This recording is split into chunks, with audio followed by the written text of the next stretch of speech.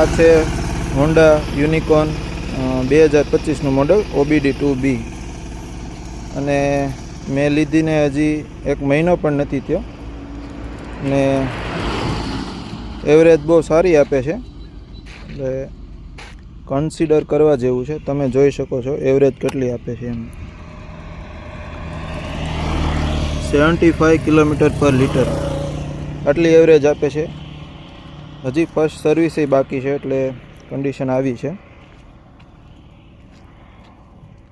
અને રસ્તો છે બહુ ખરાબ.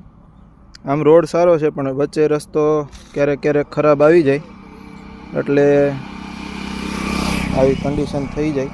પણ બાઇક સારી છે અને એવરેજ પણ તમે જુઓ 75 કિલોમીટર પર લીટર, 327 કિલોમીટર ચાલી છે.